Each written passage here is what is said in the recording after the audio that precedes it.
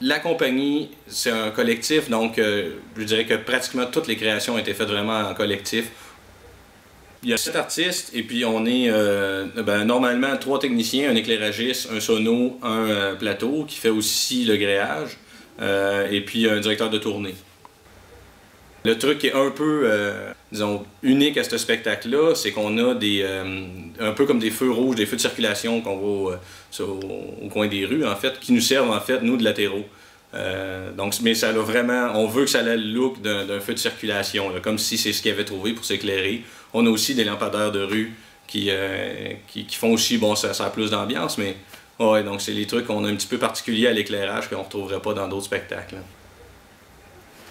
Les feux tricolores, on n'a pas les 3 couleurs comme sur le coin des rues, donc on a un lavande, un ambré et un léger vert. Et puis, donc c'est ça, on s'en sert beaucoup en contraste entre les contres ou la face et puis les latéraux pour justement découper les corps de nos beaux jeunes athlètes. Donc c'est ça, comme quand ils sont à l'effort, les muscles sont bien définis, donc ça fait des ondes d'ondes, disons, qui vont être bleutées et puis la peau va être plus orangée ou enfin un contraste de couleur de ce type-là. Ouais. Mais sinon, non, les lumières de rue, c'est vraiment des belles vieilles lumières de rue de la ville de Montréal. Plein de nids d'oiseaux, hein, c'est super merveilleux quand on les prépare.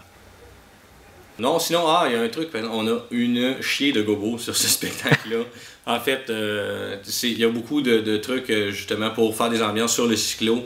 Donc c'était aussi comme c'était les premiers shows de la compagnie, on n'avait pas beaucoup de budget. Donc les gobos, ouais, c'est une façon facile de sortir justement, de donner un autre look à notre fond qui est fixe puisqu'il ne bouge pas. Donc avec des gobos, ça nous permettait de faire un mur de briques ou des clôtures ou des trucs comme ça. Donc on a quand même passablement de gobos.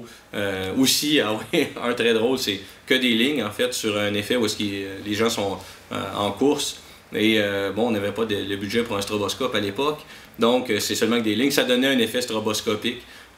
Aujourd'hui, malgré qu'on ait le budget de se payer des strobes, on a quand même gardé le gobo, j'imagine par nostalgie ou je sais pas trop.